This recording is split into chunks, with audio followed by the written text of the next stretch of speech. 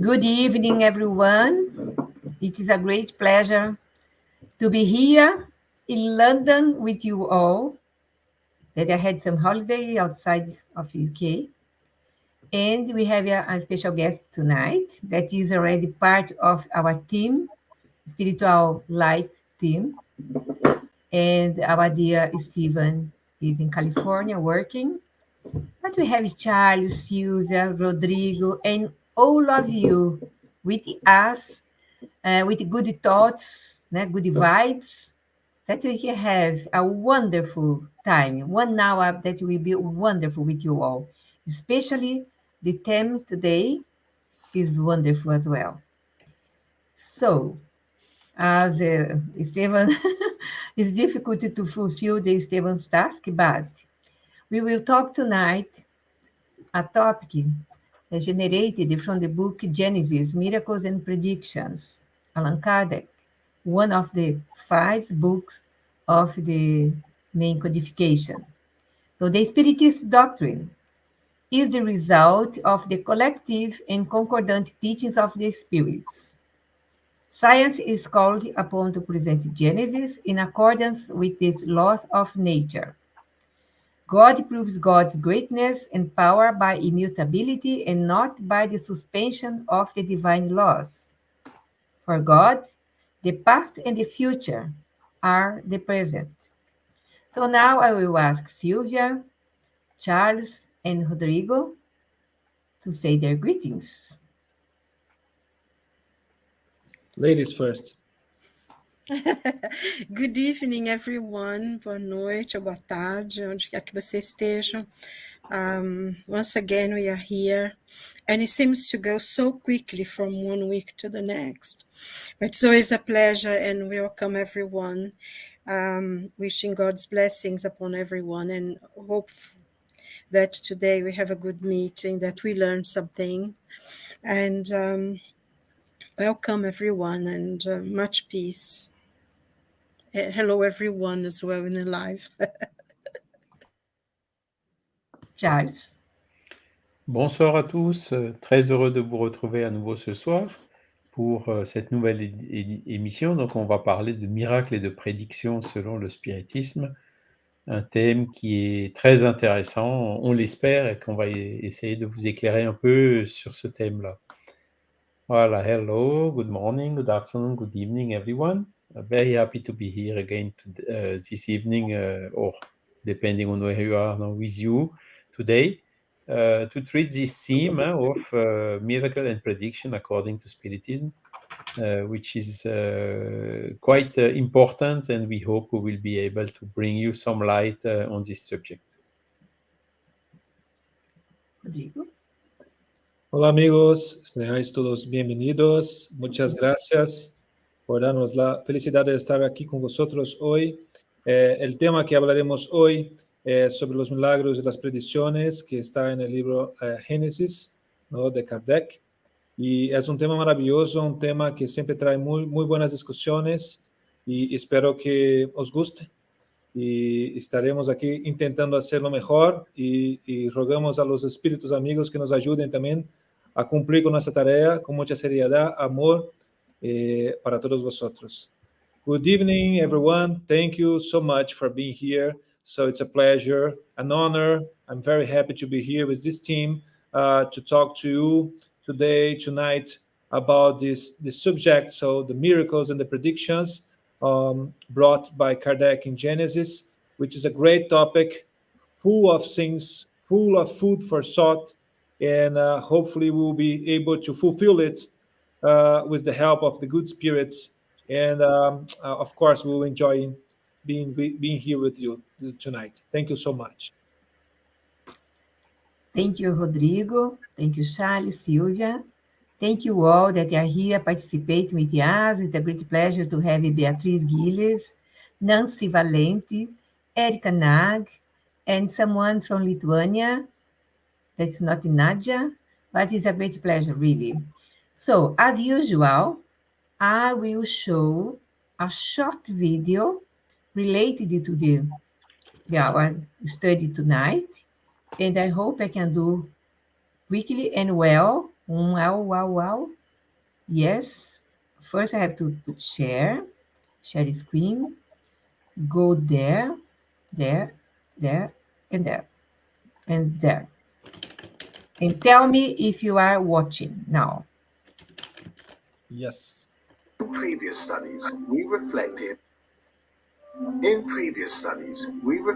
on how God's existence is justified by logic and history. We also conceptualized the idea of God from a spiritist perspective. Given the current evolutionary stage of humanity, we can indirectly approach a greater understanding of God, and this is done through the study of his attributes. God is eternal.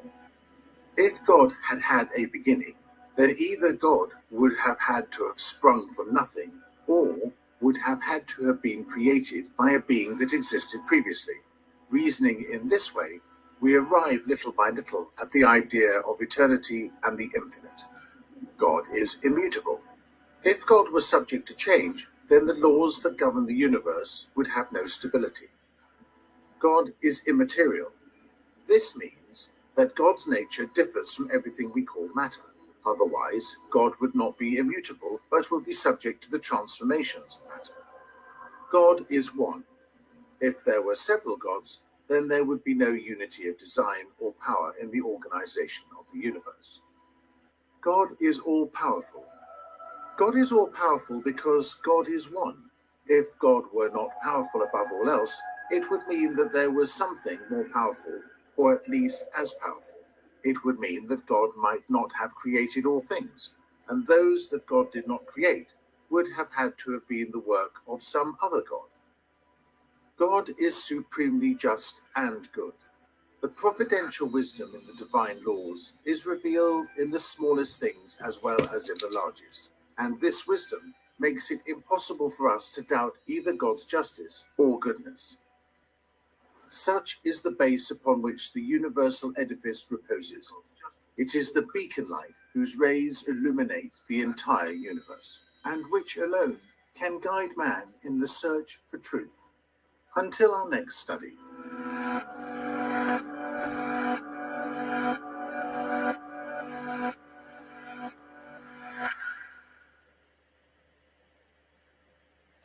Thank you, our dear friends from. I'm going to stop sharing here first. From our archives, the Billy Graham and close. Now it's done. I am learning this process, everything. So thank you, Stevan, that help us every Wednesday. So now, after this short video, wonderful, from the Spiritist Academy, our friends from Scotland, we thank you them for preparing this video for everyone that can use it in a good purpose. So now, we went over to Rodrigo. Let's start talking about this theme today, miracles and predictions according to Spiritism. All right. Thank you so much, Elsa. So again, it's a great topic because it really goes into the direction of the first video we have just seen. And in order to talk about that, I'll start defining things. So what is miracle? And Kardec brings the definition and the concept, what I'm talking about here, about the miracles, in Genesis chapter 15. Okay? So Kardec defines miracle as comes from mirari, admire. So it has to do with extraordinary, something extraordinary. The Academy defines it as something which is contrary to the known laws, and they associate that with a divine power.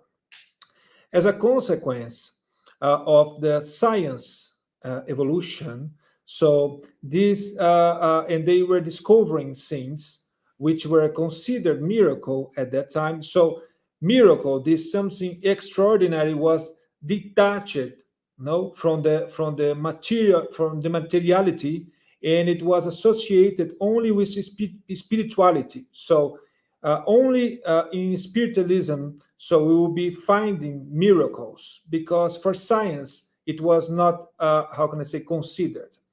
But then when we talk about Spiritism, So Spiritism bring it the what we are so calling miracles back to a natural effect. Why? Because explaining the spirits, the spiritual world, and the effect of it in our life as incarnated. So, and the thoughts coming from the spirits themselves. So we learned that everything that we considered as miracle, something extraordinary, it was not like that. It was just something that we don't know, we didn't know, and we still don't know. It's something which is natural, but is not associated with our knowledge of what is natural. There are several natural laws that we are not knowledgeable about. So having said that, Spiritism puts all this concept of miracles, extraordinary, so disconsider it, because we give it a natural effect. We give it natural laws. Of course, there are some things that Spiritism is also considering something which is a miracle, but because it could not be done, as it cannot be explained. And this is really something extraordinary because it derogates God's law. Okay, so it doesn't, how can I say, endorse all the things that is considered miracles. And then we come also to the topic of predictions, which is also in the Genesis chapter 17. And then Kardec mentioned to us that this capacity of predicting is the capacity of foreseeing the future, is, how can I say, is an element of the spirit. So as much as we spiritualize ourselves, we have this capacity of foreseeing. Jesus had this capacity, and Kardec gives us an example for us for us to be able to understand it finally. So he says that in spirits, it would be like us in front of a railroad. So we have a very limited range of seeing what's going on, where the train is coming and where it's going to, because we are seeing a narrow sight of it. When we put that person, or if we are doing that and we go to the top of a mountain and we look at the railroad, so we have more range of sight, and then we can see much more a wide range of sight, and then where the train is coming and where the train is going to. So that happens with the spirit. As much as we are spiritualizing ourselves, as much as we are morally progressing, intellectually progressing, our spirit is more capable to have this sight, this spiritual sight of seeing a larger range of the things, of the occurrences in life, or of the existing things, so that the spirit can predict what's going on, not because he will see what's going on, but he can understand the consequences of the actions that are happening in the universe. So that's prediction. So that's whenever a man is whenever there is a dematerialization. So there are some words very difficult to say. So as long as man is dematerializing himself or herself, he starts having this capacity of predicting things, which helps as well on the execution of our duties as spirits. So it has a useful thing behind that. Otherwise, it would not be something given by God, because God gives us only things which are useful. So we don't know how to do it, how to use it in a good purpose sometimes, but it's for a useful purpose. So this prediction is for a useful purpose. So that's what I would like to say as an introduction for this topic, Elsa. I hope I could fulfill it. We don't hear you, Elsa. Yes. So beginner, a learner. So good. Thank you very much, Rodrigo. Wonderful that you made this point, these comments, in this chapter of the book Genesis. And now I'd like to know if Charles, Silvia want to add something or comments or questions, and we can go on. Yeah, maybe I would just add a small detail here is, as Rodrigo explained very well, when someone which is on the top of the mountain can see better, have a brighter, more extended view, and so can predict the future. Now, this does not, how to say, eliminate the free will we have. And for instance, when a person is following a track, where there is, for instance, a lion hidden somewhere, so the guy on the mountain can see that there is a lion and that this person will have this danger. But the person can decide at a given point in time, oops, I will make a U-turn and walk back, so escaping from that danger. Because the free will is something which is more difficult to in the predictions.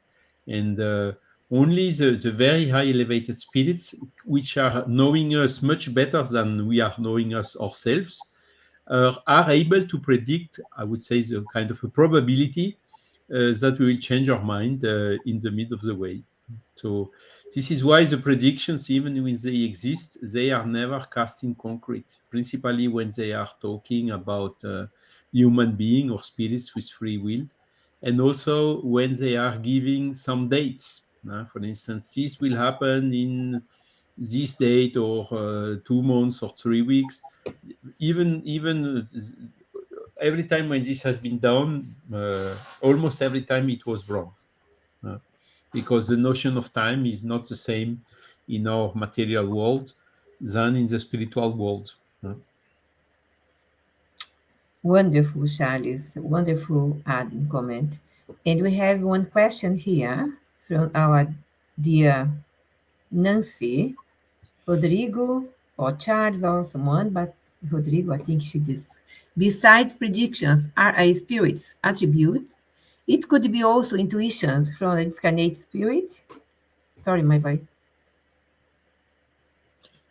Well, I can try to answer, but of course, Charles and Silva, if you could add or correct if what I'm saying is wrong. But the point is, yes, we are always receiving intuitions from the spirits. The point is that if it's a good spirit or a bad spirit, sometimes we could receive intuitions from a bad spirit, but it's not something that he really knows, because the spirits which are not well, let's say, well progressed, or they don't have this knowledge of foreseeing. Sometimes they can give us some hint which is not true for us to do bad things. And this is also important. The good spirits, they always bring us information, or they bring us intuitions, which first is not exempting us from using our goodwill, our free will. So they will give us intuitions to help us look in a different directions or see more possibilities, but never taking from us the possibility to decide from ourselves. So, and if the spirit sees that we are going to a direction that maybe it's not the right one, he will never tell us the direction to follow. He might give us some intuitions to make us look in different directions or in different perspectives, but never deciding on our behalf. Otherwise, they would be taking from us what we came here for, which is to exercise our capacity to use our free will. So that's my answer to this question. I don't know if Charles and Silvia, you agree with that. Perfect. Wonderful. We can hide now. Now is open to Silvia, Charles, to make comments or more questions. There is also a very famous quote from Kardec, which is telling about the miracles. that the power of God is exactly in the fact that the miracles are not necessary because the law of nature are perfect. So if God would need to do some miracles, it would mean that the natural law or God's laws are not perfect. So the power of God is in the accomplishment, in the fulfillment of the natural laws, and not in having exceptions or privilege or for one or the other. Yeah. There are always comments about the regeneration, let's say, process we are passing through, and the date, the famous date where it will be happening. So at the end, there couldn't be a date because we are always using our free will. So the spirits, they are more or less. Of course, we have the law of progress states that we need to reach a certain point, and we need to do this transition at a certain point, and we are in this point. But we cannot precise a date or whenever it happens because we have our free will. The spirits, they are some kind of maneuvering that in the sense that helps us to go in this direction because we need to, but we are in use of our free will, and we hear like always Divaldo saying, and other spiritists saying that, hey, that if that happens, so the spirits, they will doing a maneuver when we talk about the war in Ukraine and other things. So we are using our free will, and we are giving a lot of work to the spirits to help us to go into this direction. That's why it's impossible to predict a specific date for that. So if there is a specific date predicted, so we need to doubt about it because maybe it's not coming from the evolved spirit. Thank you, Rodrigo. Thank you, Nancy, for the question. And we have one more question in two parts, okay? You said, David, will all ever be able to do predictions of the same nature as what you are talking about? It's artificial intelligence, he means, Elsa. Yeah? Okay. Artificial intelligence. AI. Okay, AI, okay. It's missing I. Okay, I put again, okay? The first part, Rodrigo. Will artificial intelligence ever be able to do predictions of the same nature as we talking about? No. And continuing. And if not, why not? So this is a very, very, very, how to say, complex question. It looks simple like this, but it is not simple to answer.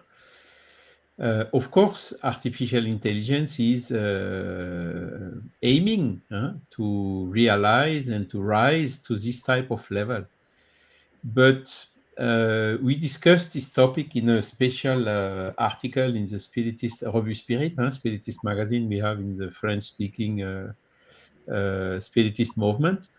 And we came to the conclusion that no, artificial intelligence will not be able to predict, to do such type of predictions. And we explain exactly the reasons why. So that's the second question. Because clearly, I mean, artificial intelligence has some.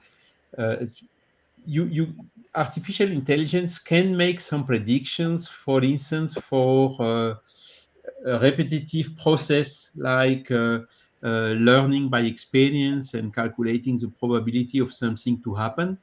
But when it is a process which is involving a human being with a free will, the artificial intelligence cannot read in the thought of that person in order to determine what that person at the end will decide or not.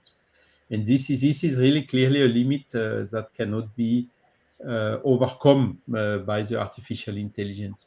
There are also other theories to how to say, to modelize the human brain in order to I don't know exactly the terms in English for that, to make a kind of artificial human being. And here again, I mean, normal cognitive functions and so on, a lot of things can be modelized, but intuition or inspiration, these type of things which are involving our spiritual dimensions, this is really what artificial intelligence will miss. Yeah. As Can I- long as maybe then, I make a supposition here, through transcommunication, the spirits are able to influence also the machine. But I think they will not do it. Yeah. And can I do a comment as well about that? So when we say that, and when we are again thinking with our imperfect intelligence and considering the intelligence we have to our brain.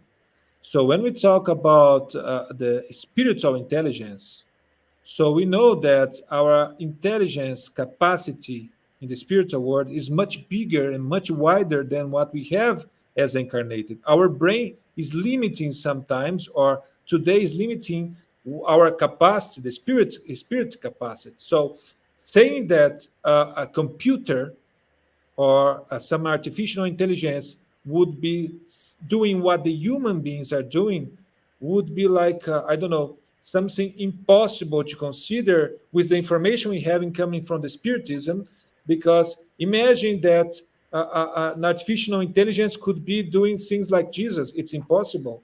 So it's there much more about intelligence that we know, that is an attribute to the spirit, which will be knowing as much as we evolve, and will be much bigger, much wider than the intelligence we have today as human beings, because there are limitations for our own sake in our brain. Otherwise, with the ignorance we have in terms of morality, we would be killing ourselves very soon if we would be having more intelligence. Look, the low intelligence we have with our brain capacity, and since we do to use it for wars or for things to destroy ourselves. So I think I agree with you, Charlie. So artificial intelligence will never do what we as human beings we can do with our intelligence. We are far below we are far under the knowledge, the real knowledge of the capacity we have as a spirit. Wonderful. And now I can ask Silvia, would you like to comment, do your questions, or? Well, I think, it's Charles and Rodrigo did talk about this question is actually very interesting because artificial intelligence, in a sense, is created by computers, and man is still man who programs the computers. So I know that, is developing very, very fast and is self-learning.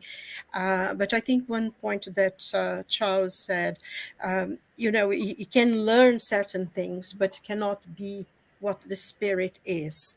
And we know that we only use 10% of our brain.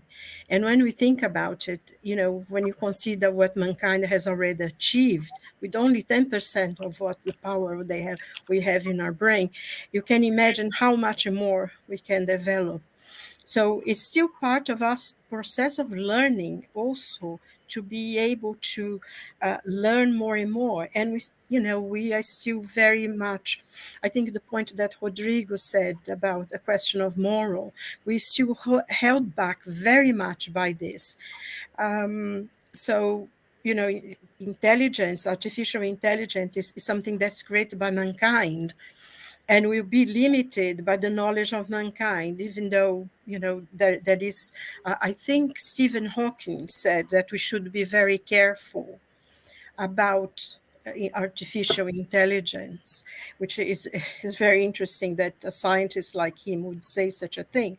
But I think also is very, because if this intelligence is going to sort of learning from itself, we will have no morals. I think the point that Rodrigo made, once again, it is very, very important.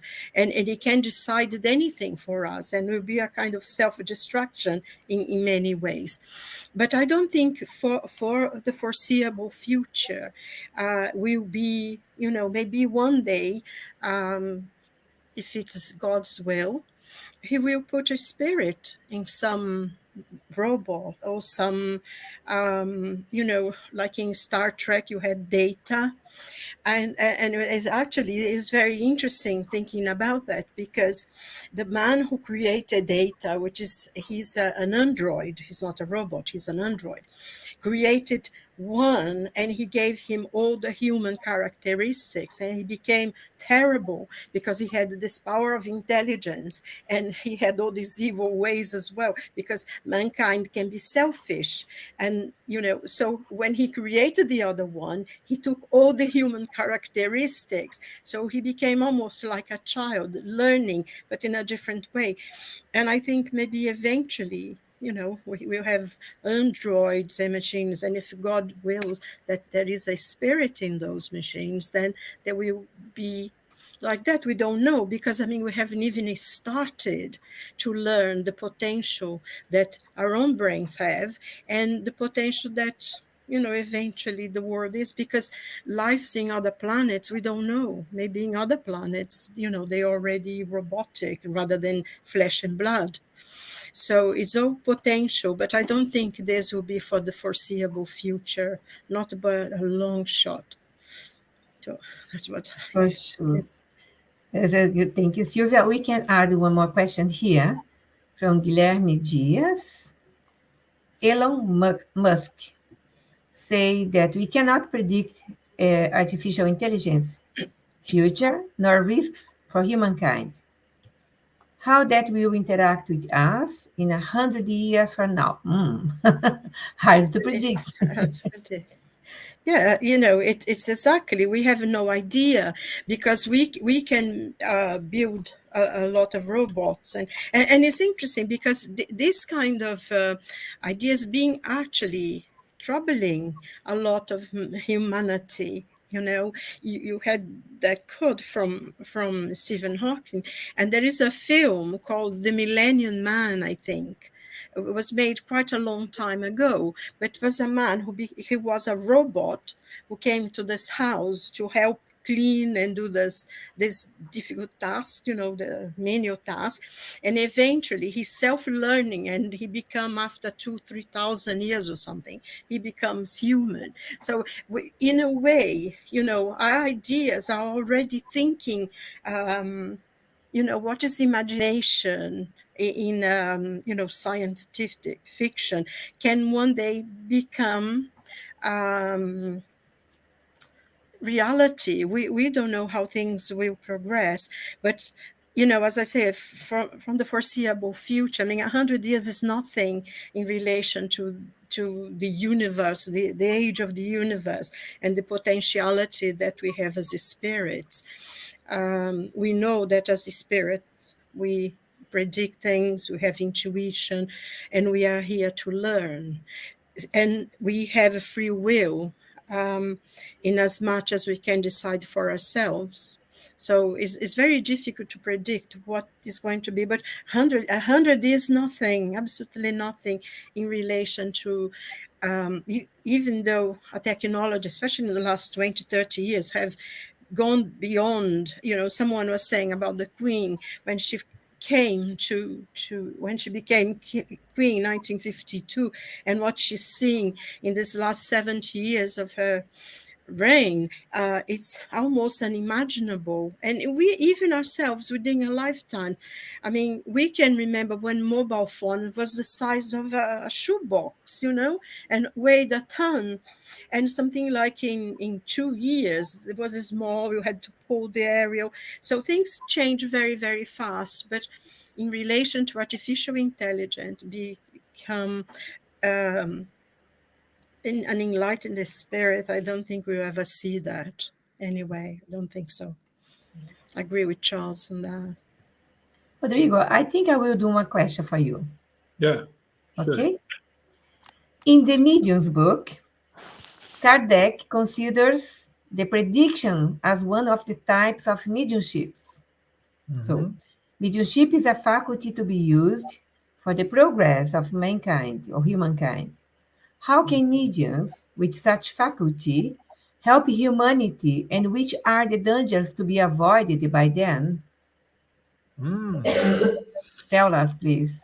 Very, very difficult question. So yes, mediumship is used for a useful purpose. So this capacity of predicting is this how can I say, is a mediumship faculty, and as all other types of mediumship, we should use it carefully and in order to help humanity for the progress.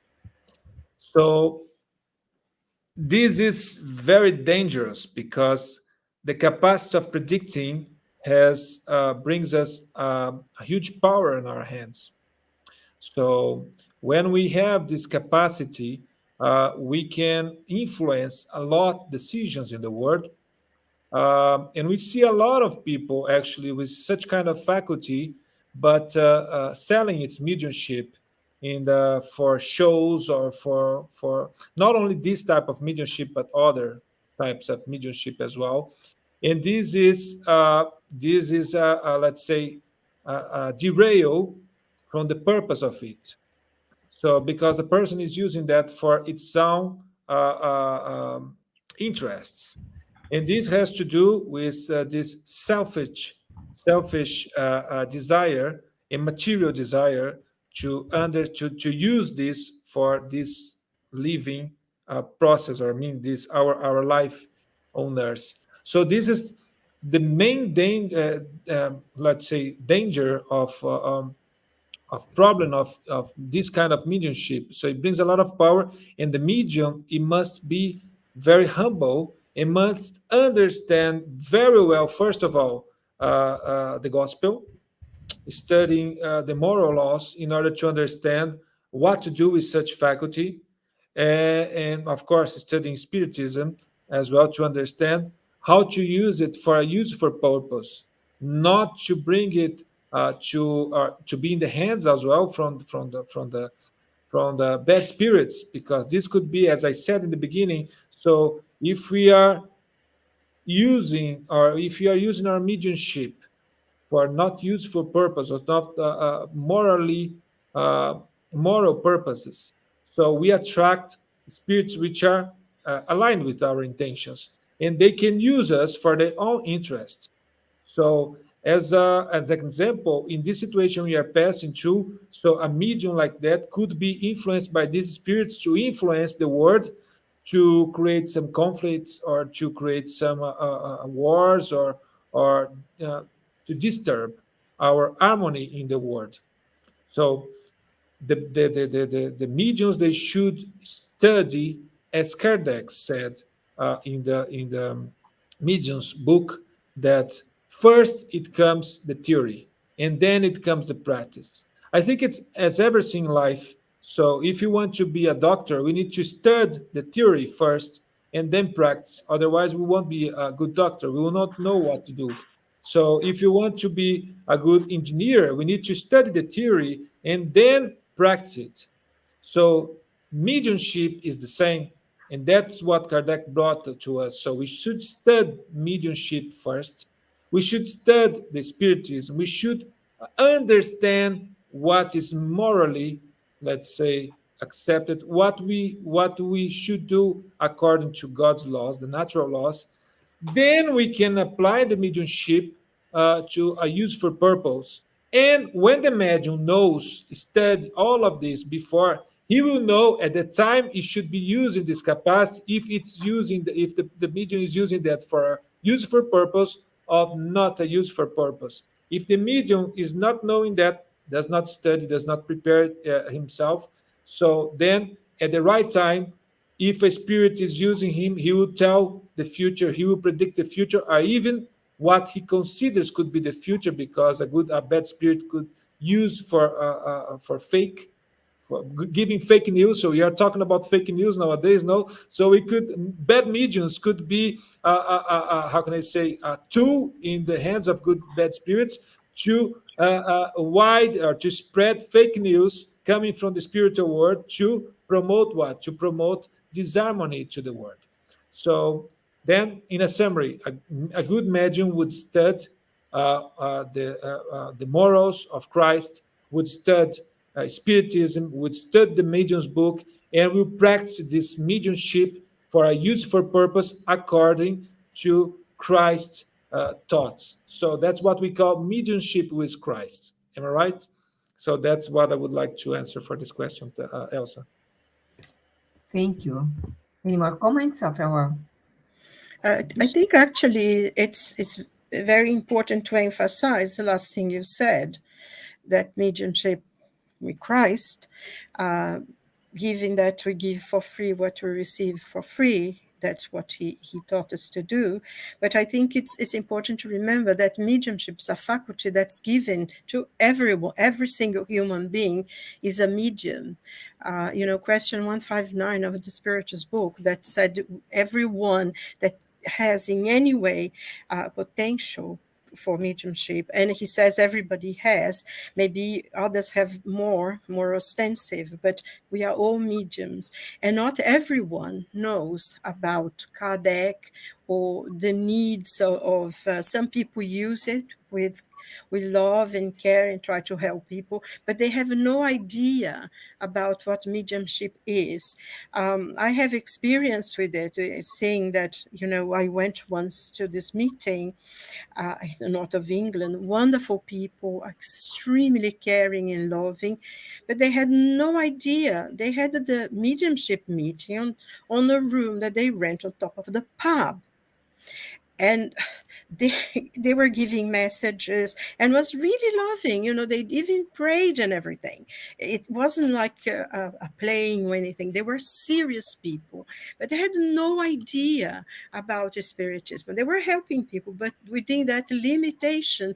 And I think the knowledge that we have that is given to us in the Spirit's book and in the Medium's book, especially within Spiritism, is what really requires for us to give the example to people who have not yet learned what it means to be medium. Some people use this as a profession because they think they are taking their time to give messages to people, so they get paid for it. Even healing, we know, I don't know how it is in other countries, but here in England, it's quite common that mediums give platform work. They go to theaters and they give messages to people and they get paid for it. People pay to go to those places. So, they don't have the same code of ethics that we do. And it's important. I mean, Elsa knows that whenever we have healing seminars, most people agree with us in everything, don't they, Elsa? But when it comes to the thing about payment, and because they are giving healing to people all the time, they cannot work, so they need to get paid. That's always a point of contention. And it's very important for us to remember and to give the example ourselves, because we have the knowledge, and the responsibility is greater for us as a spiritist. Yeah. We have a good question. Okay, Rodrigo. No, just an additional comment to a good example of predictions used on a good purpose. In the Genesis, the last chapter of Genesis, where I don't know the name in English, but I think the time has come. So, os tempos são chegados in Portuguese. So it's a kind of prediction, but not a prediction, a precise prediction. It's just warning us things in the future for us to be prepared for that and to prepare ourselves for the new era, so that we could be more pay more attention to our duties and what we should do. This is a good thing, a good prediction. A bad prediction would be like, oh, you will be dying tomorrow, or you'll be winning the lottery tomorrow, or whatever. So this has not a moral purpose. This has not a useful purpose in the sense of the collectiveness. So those are examples of good and bad predictions used by good and bad mediums, let's say this way. So you can carry on, answer the question of Guilherme. Are ostensive mediums prepared in the spiritual world before reincarnate? Go on, Silvia. Yes, a person who will be an ostensive medium will be prepared in a spiritual world, because he physically, I think it's important to understand that mediumship is physical. It's dependent on the body of the person, it's a physical thing. So the spirit is prepared to be a medium in a spiritual world, and the kind of mediumship that they will have, and also the kind of difficulties and everything, they are prepared. And if you know, anyone can read the book The Messengers from André Luiz, Os Mensageiros, which is the second book of the collection in the spiritual world, they will know also how they are prepared, which they have a whole department in the spiritual world that prepares people to be mediums when they come, and most of them forget anyway, and also the consequences of not fulfilling or doing something wrong. I mean, within the, you know, having the knowledge. So yes, we are prepared. We are prepared for everything, really, before we come, even to deal with our free will. Yeah. Thank you. I don't know if Charles or Rodrigo wants to read this big We question. agree. It's generally the spirit itself which is has this as a program for his life, so he's preparing for it, and also often it comes over several lives, several reincarnations. Exactly. We have the example here, Ivone do Amaral Pereira.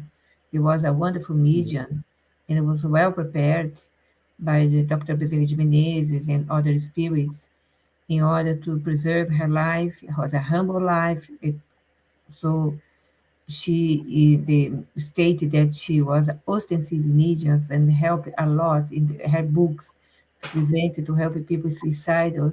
Was a hard task for her because her herself, the spirit, in previous incarnation, commit suicide many times and kill as well. There was her invigoration to be a medium and work like Chico. Chico Xavier, yes, I think Ivone Pereira, the example you gave is excellent, isn't it? Because in her book Memories of Mediumship, she talks about, and it's difficult, but also I think one of the points, you know, can be very hard task, can be very hard, but I cannot imagine anything that can give you more joy that when you are able to exercise your mediumship and help the spirits that come. And I think it's such a, what you get back is so much more than what you give.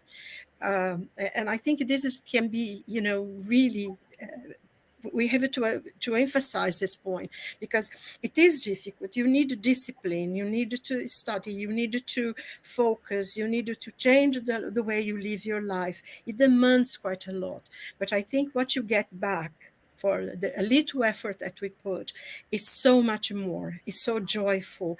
And when you are able sometimes within the work to actually see that someone is being helped, and not many more, because we know there comes groups and everything, and the joy of it's such a wonderful feeling, and it's a beautiful gift really that God has given us. So when we work with love, we get much more than we ever put in. That's my experience of it anyway. Yeah. I would like to do a question to Charles, if you allow me, Elsa.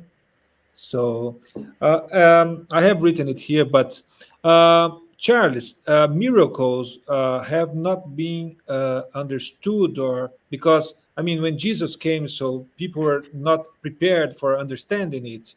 So why? So if we were not able to understand, what do you think was the purpose of those miracles to the people? What useful purpose it had if people were not able to understand what was behind it? I would put the thing in a different way. It is exactly because the people did not understand the law of nature that they were believing that there are miracles. Okay, because a lot of times the miracle of one day is today something which is explained by science. You see, for instance, thunderstorm or thunder, the lightning falling down was okay. The gods are angry and we are punished and so on, because the people, they had not the capacity to understand what it is. But since Benjamin Franklin and the science evolution, now we know exactly why. We don't know when and where the lightning will fall, but we know exactly why it is falling and what are the favorable conditions for it. So the same thing is when we use the word supernatural. So it would mean something which is above the law of nature, which intrinsically does not make sense. There is nothing above the natures. There is a lot of things of laws of nature that we still today are ignoring. And Kardec in the Genesis, which is exactly the book detailing the theme of what we are what we are discussing today, is explaining the miracles of Jesus. Why was he able to heal? How did he do it? Because he had this, the power. He was using all this power of his spirits, and also the magnetic fluids, in order to bring some comfort to all these people he was healing and saving and so on. So we can see today the same type of phenomenon repeated here and there. So again, it was considered as a miracle at that time, but today we have some explanation to understand why, in reality, it's an application of the law of natures, even if today we do not master all the law of natures, particularly the laws which are governing the spiritual world. So that is basically it. Now, another aspect of this question is, when you look all religions in the world, all of them started with so-called miracle. It can be the Ten Commandments received by Moses. By the way, it's a miracle, but also some form of mediumship. So miracles and mediumship are at the source of all the religions. You can look Jesus, you can look the Muslims, you can look Hindus. Wherever you go, you will see so-called miracle and mediumship involved in the beginning of the religions. And that was simply because there was one person, generally, like Moses, like Jesus, like Muhammad, or whoever, who came with mediumship and with the faculties and the assistance of the spirits in order for those extraordinary phenomena to happen. And the people were, how to say, admiring those things, even sometimes afraid. And it brought a huge contribution for them to discipline, to follow the commandments, like the Ten Commandments, to follow also the teaching of Jesus and so on, because of this strong character that was impressed at the beginning of them. So, in fact, the miracles, they helped the humanity to progress and the human beings to progress at that time. I hope I have answered more or less the question. Silvia, if you or Elsa or whoever, if you want to add something, please, welcome. Thank you. Wonderful. I think you did answer, but I think it's interesting about the miracles of Jesus, isn't it? Giving what you said, because he had to call the attention of the people, and Jesus was such an advanced, such an enlightened spirit that he could manipulate the laws of nature like we cannot. But it's interesting because there is a passage in the Gospels when the apostles and Jesus come. I think it's in Jericho, I think, if I'm not mistaken, Bartholomew. The apostles ask him, they see this blind man, and they ask him, Master, did he seen or was the sin of his parents that is blind? There, if you remember this passage, and Jesus said, neither his or his parents, but he's here for a Exactly. purpose, because in curing him. And it's interesting because that one was one he had to spit on the ground and get some of the soil and put the thing in the man and have him wash his eyes. It's very interesting, this, because, it was a way of calling people to understand, isn't it? And I think even now, isn't it, miracles will always attract a lot of people who are in need and need answers. My dears, we have a lot of questions here, but I will invite all these people that has questions here to participate in Time to Talk about mediumship.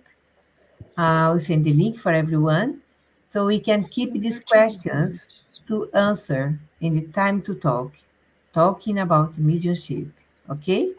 Because we have now 4 minutes, our announcements, and if our people here would you like to add some comment before I show the announcements? Just very quickly, this answer here to David in Encarnação, he says, even though thunderstorm, we know how thunderstorms work. We have an idea, but we don't know how lightning work. We don't know. And there is always lightning happening all over the planet in different times, but everywhere this is always happening. And we do not know how lightning works. Even though we may know that the clouds come and, cold one and hot one, but lightning itself, that electric charge that comes from the tempest, and we don't know how it happens. We don't know how that energy and it's so powerful, isn't it? It's one of the most powerful things on the planet, even more powerful than volcanoes, the electric charge that comes from lightning, and we don't yet know about it, how it is done, how it's formed, the lightning itself. So just very quick. I mean, yes, but we know still the reasons, the conditions, the phenomenon. So it is scientifically known. So it's not a miracle anymore. Means being a kind of an exception or a departure of the natural law. It is not. It is simply following natural laws. And the weather forecast can tell you, making warnings or whatever, there is a danger of lightning in this or that area between this time and that time. So it is not a miracle anymore in the sense of the miracle being an exception of the natural law, since it's perfectly possible to modelize and to predict the occurrence of a thunderstorm, so and of lightning.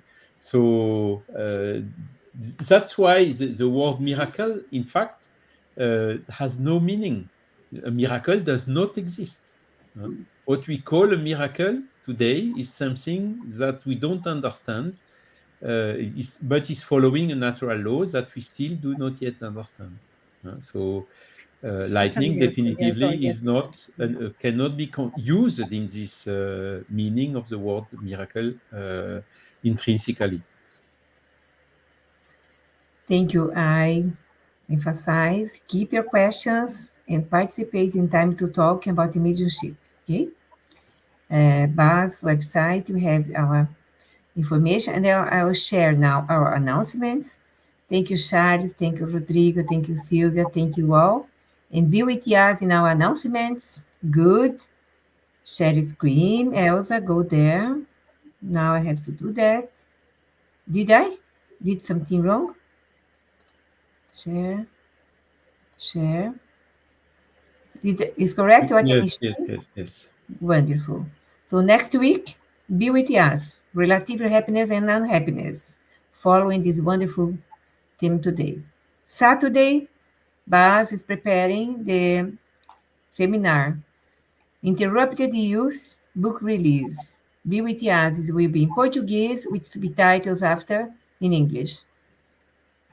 We finish next week the last part of this roadmap program, Introduction to Spiritism for Beginners. Be with us if you want, or go to our YouTube channel, and all the course is there. And next week as well, every Wednesday, coffee break with Allan Kardec, and today was amazing. I watched it. And every Saturday, 10:30, as well, this course, the Medium's course, the Medium's book course. Time to talk, as I said, every fortnight, talking about mediumship, especially, and every fortnight, study of the book Nosso Lar. All this information is in our website, and be with us, and you'll be good. Okay, I have to stop sharing now. Okay, stop share. And I'm learning quickly now. Okay, now it's time to say goodbye. Thank you all for being part of this program, this episode tonight. And I will leave some words for our beautiful people here. From myself, God bless you, and have a nice evening, nice week, until next time. Au revoir. Rodrigo. Adiós, amigos. Muchas gracias.